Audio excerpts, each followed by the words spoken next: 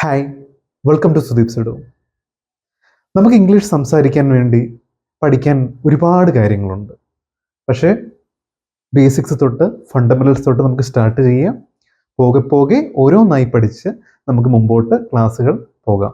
So ഒരു ഓർഡറിലോടെ അല്ലെങ്കിൽ നമുക്കൊരു അടിസ്ഥാനപരമായ ഒരു സ്റ്റഡീസ് ആകുമ്പോഴേ നമുക്കൊരു ലാംഗ്വേജ് അല്ലെങ്കിൽ എന്ത് കാര്യമാണെങ്കിലും നമുക്ക് പെർഫെക്റ്റ് ആയിട്ട് ഫ്ലുവൻ്റ് ആയിട്ട് സംസാരിക്കാൻ പറ്റുള്ളൂ.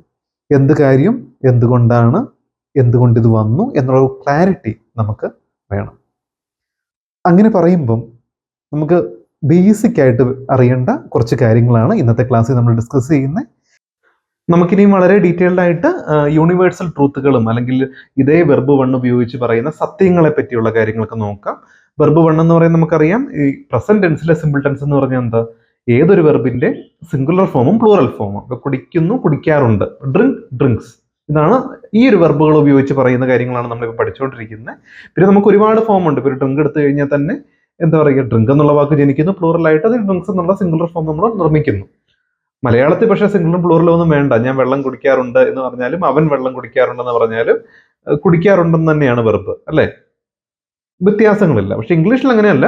ഞാനെന്ന് പറയുമ്പോൾ ഐ ഡ്രിങ്ക് വാട്ടർ എന്ന് പറയണം, ഹി എന്ന് പറയുമ്പോൾ ഹി ഡ്രിങ്ക്സ് വാട്ടർ എന്ന് പറയണം. ഇപ്പൊ ചില സബ്ജക്റ്റുകളുടെ സിംഗുലർ വരണം, ചിലതിൻ്റെ കൂടെ പ്ലൂറൽ വരണം. ഇതൊക്കെ നമ്മൾ ഡീറ്റെയിൽഡ് ആയിട്ട് ഇപ്പം പഠിച്ചിട്ടുണ്ട്, നമുക്കറിയാം അതൊക്കെ. അപ്പൊ അത് ഉപയോഗിച്ച് സംസാരിക്കുന്ന സാഹചര്യങ്ങളെ പറ്റിയാണ് നമ്മൾ ഈ ഒരു ക്ലാസ്സിലൊക്കെ ഡീറ്റെയിൽഡ് ആയിട്ട് ഡിസ്കസ് ചെയ്യുന്നത്, ഒരു ക്ലാരിറ്റി കിട്ടാൻ വേണ്ടിയാണ്. സോ അത് നിങ്ങൾക്ക് കിട്ടണം. ജനറലി നമ്മൾ സാധാരണ പറയുന്ന ഡിക്ലറേഷൻസ് ഒക്കെ, സാധാരണ പറയുന്ന കാര്യങ്ങളില്ലേ, പ്രത്യേകിച്ച് ഇതിങ്ങനെയാണ് അല്ലെങ്കിൽ ഇങ്ങനെയുണ്ട് എന്നൊക്കെ പറയുന്ന എല്ലാ കാര്യങ്ങളും നമ്മൾ ഈ ഒരു ടെൻസിലായിരിക്കും വരിക. കുറച്ച് എക്സാമ്പിൾസ് കൊടുത്തിട്ടുണ്ടല്ലോ, നമുക്ക് അതിലേക്ക് ഒന്ന് പോകാം. The sun rises in the east, സൂര്യൻ കിഴക്കിൽ ഉദിക്കുന്നു. ഇതൊരു പ്രവചന സത്യമാണ്, നമ്മളെക്കൊണ്ട് മാറ്റാൻ പറ്റുമില്ല. സോ ഇങ്ങനത്തെ കാര്യങ്ങളൊക്കെ നമ്മൾ ഇതിലായിരിക്കും പറയുന്നത്. അതെങ്ങനെ അത് ഈ ടെൻസിലാണ് പറയുന്നത്, എങ്ങനെ മനസ്സിലായി? റൈസസ് എന്നുള്ള വെർബും കൊണ്ട്. സൂര്യൻ റൈസസ് ഇൻ ദ ഈസ്റ്റ് എന്നാണ്, അല്ലേ?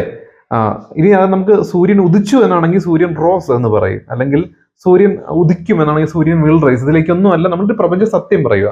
സൂര്യൻ കിഴക്കിലാണ് ഉദിക്കുന്നത്. അത് സാധാരണ ഒരു സത്യമായിട്ടുള്ളൊരു കാര്യമാണ്, നമ്മൾ അതിന് ഡിക്ലെയർ ചെയ്യുന്നു എന്ന് മാത്രം. അപ്പൊ അങ്ങനെയുള്ള കാര്യങ്ങൾ. The sun rises in the east എന്ന് പറഞ്ഞു. സൺ സിംഗുലർ ആയതുകൊണ്ട് റൈസസ് എന്നുള്ള വെർബ് ഉപയോഗിച്ചു. It rains heavily during the monsoons, നമുക്ക് മൺസൂൺ കാലങ്ങളിൽ മഴ അധികമായിട്ട് പെയ്യാറുണ്ട്. The planets revolve around the sun, സൂര്യന് ചുറ്റും പ്ലാനറ്റ്സ് റിവോൾവ് ചെയ്യാറുണ്ട്. അതുപോലെ നമുക്കിനി ഒരുപാട് സത്യങ്ങൾ, ഇപ്പം ഹണി ഈസ് സ്വീറ്റ്, തേൻ മധുരമുള്ളതാണ്, ഇതൊരു പ്രപഞ്ച സത്യമാണ്, അല്ലേ? അപ്പം ബാക്കി കുറച്ച് സെന്റൻസുകൾ നിങ്ങൾ സ്വന്തമായിട്ട് ക്രിയേറ്റ് ചെയ്ത് ആലോചിച്ച് നോക്കി നിർമ്മിക്കൂ. അഞ്ചാമതൊരു സെന്റൻസ് ആയിട്ട് നമുക്ക് ഒരു സെന്റൻസ് പറയുവാണെങ്കിൽ എന്ത് പറയാം? എന്തെങ്കിലും ഒരു പ്രപഞ്ച സത്യം വരും, നമുക്ക് മാറ്റാൻ പറ്റും. വാട്ടർ ഈസ് കളർലെസ്, വെള്ളത്തിന് കളറില്ല, അല്ലേ? വെള്ളത്തിന് പ്രത്യേകിച്ച് ഒരു കളറൊന്നുമില്ല. നമ്മൾ അതിനകത്ത് ഒരു കളറില്ലാത്തൊരു പ്യുവർ വാട്ടർ എന്ന് പറയുമ്പോൾ അതിനകത്ത് കളറൊന്നുമില്ല. സോ വാട്ടർ ഈസ് കളർലെസ്, അതൊരു പ്രപഞ്ച സത്യമാണ്. അങ്ങനെ ഒരു 5 സെന്റൻസുകൾ നിങ്ങൾ ആലോചിക്കൂ, എന്നിട്ട് അതിന്റെ വെർബ് ഉപയോഗിച്ച് നിർമ്മിക്കുക. ഓക്കെ, അതിനകത്ത് കറക്റ്റായിട്ട് സെന്റൻസ് നിർമ്മിച്ചാൽ മതി എന്നേ ഉള്ളൂ.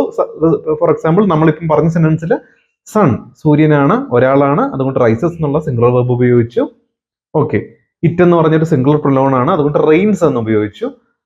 ദ പ്ലാനറ്റ്സ് റിവോൾവ് ആണ്. പ്ലാനറ്റ്സ് എന്ന് പറഞ്ഞു കഴിഞ്ഞാൽ ഒന്നിൽ കൂടുതൽ പ്ലാനറ്റുകളാണ്, അല്ലെ? ഒന്നിൽ കൂടുതലാണ്.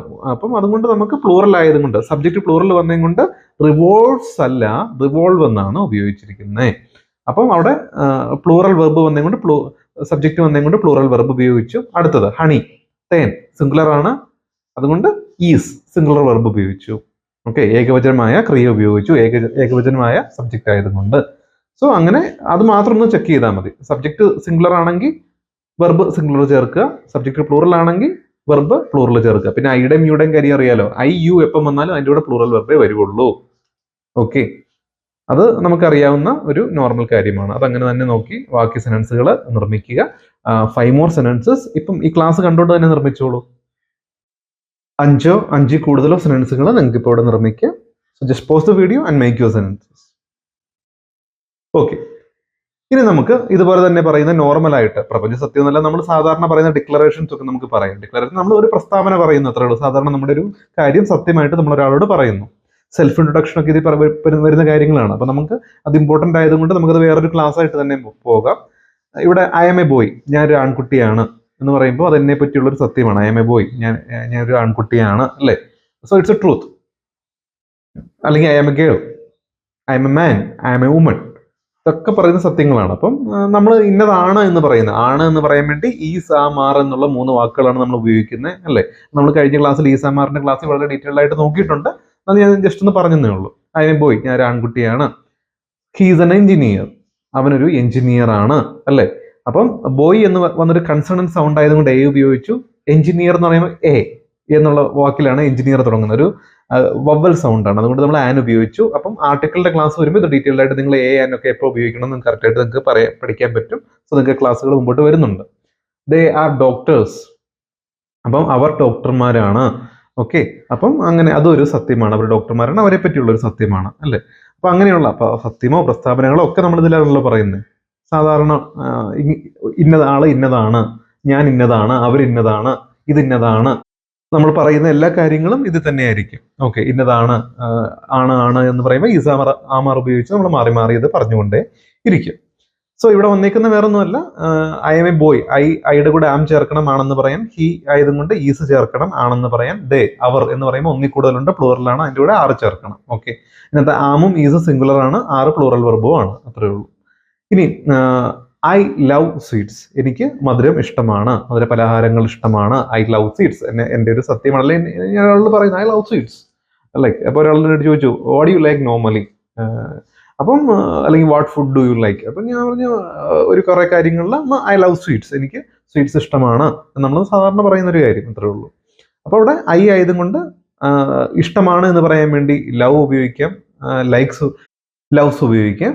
അപ്പം ഈ വാക്കുകൾ ഉപയോഗിച്ച് നമുക്ക് പറയാം. കാരണം പക്ഷേ ഐയുടെ കൂടെ എപ്പോഴും പ്ലൂറൽ വെർബല്ലേ വരുവുള്ളൂ, സിംഗുലർ വെർബ് വരില്ല.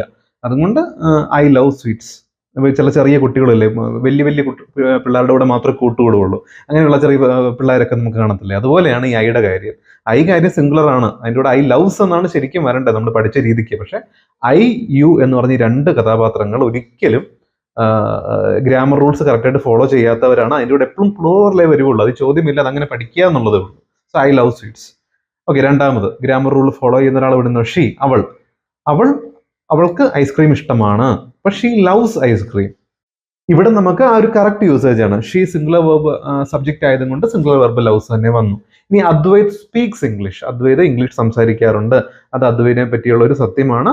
സോ നമ്മൾ അതുകൊണ്ടാണ് അദ്വൈത് സ്പീക്സ് ഇംഗ്ലീഷ് എന്ന് നമ്മൾ പറയുന്നത്, അല്ലേ? അദ്വൈത് സിംഗുലർ ആയതുകൊണ്ട് സ്പീക്സ് എന്നുള്ള സിംഗുലർ വെർബ് ഉപയോഗിച്ചു സ്പീക്കിന് പകരം. ഇനി അദ്വൈതിന് വരെ ഒരാൾ കൂടെ ഉണ്ടെങ്കിൽ Advait and Meera speak English എന്ന് പറയും. അദ്വൈത് മീരയും ഇംഗ്ലീഷ് സംസാരിക്കാറുണ്ട് എന്നാണെങ്കിൽ അദ്വൈത് ആൻഡ് മീര സ്പീക്ക് വരും. പക്ഷെ ഇവിടെ അദ്വൈത് ഒരാളുടെ പേരാണ്, സിംഗുലർ ആണ്, സിംഗുലർ വെർബ് ചേർത്തു. My mother knows about it, എൻ്റെ അമ്മയ്ക്ക് അതിനെ പറ്റി അറിയാം. So my mother is A singular, എൻ്റെ അമ്മ ഒരാളാണ്, സോ നോസ്. ഇനി 3 സിംഗുലർ വെർബുകൾ നിങ്ങൾ സ്വന്തമായിട്ട് നിർക്കി, 3 3 കൂടുതലോ ഇതുപോലെ 3 പ്രസ്താവനകൾ വെറുതെ ചെയ്യൂ. ഞാൻ ഡോക്ടറാണ്, ഞാനൊരു സ്റ്റുഡൻ്റ് ആണ്, അല്ലെങ്കിൽ ഞാനൊരു ആർട്ടിസ്റ്റ് ആണ്, ഞാനൊരു റൈഡറാണ്, ഞാനൊരു ഡ്രൈവറാണ്, ഐ എം എ ഡ്രൈവർ, ഇങ്ങനെ എന്തെങ്കിലുമൊക്കെ സെന്റൻസുകൾ, അല്ലെങ്കിൽ അവനൊരു ഡ്രൈവറാണ്, ഹി ഈസ് എ ഡ്രൈവർ, അങ്ങനെ എന്തെങ്കിലും കുറേ സെന്റൻസുകൾ നിങ്ങൾ സ്വന്തമായിട്ട് നിർമ്മിക്കുക.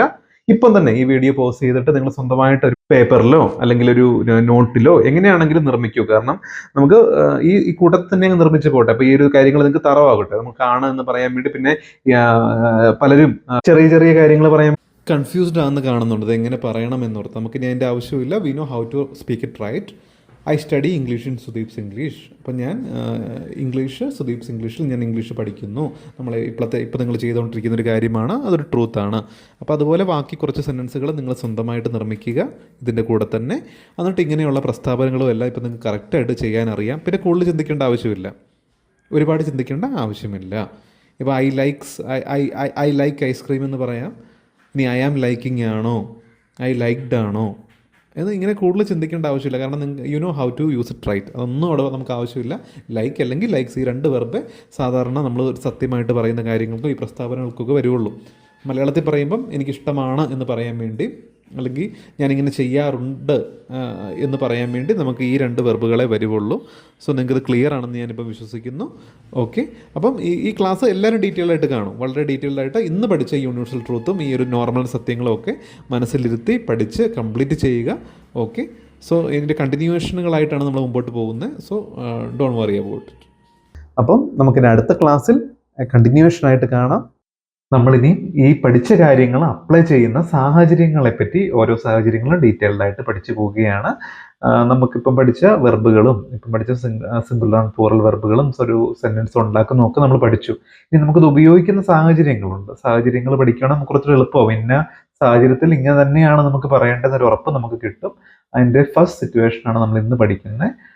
ഇൻസ്ട്രക്ഷനും ഡയറക്ഷനും കൊടുക്കുന്നതാണ് നമ്മുടെ ഫസ്റ്റ് സിറ്റുവേഷൻ. ഇൻസ്ട്രക്ഷൻ എന്ന് പറഞ്ഞാൽ ഒരാൾക്ക് നമ്മളൊരു കാര്യം ഇങ്ങനെ ചെയ്യണം എന്ന് പറഞ്ഞു കൊടുക്കുന്നതാണ് ഒരു ഇൻസ്ട്രക്ഷൻ. ഡയറക്ഷൻ എന്ന് പറഞ്ഞാൽ ഒരു വഴിയൊക്കെ പറഞ്ഞു കൊടുക്കുന്നതാണ് ഡയറക്ഷൻ, അല്ലേ?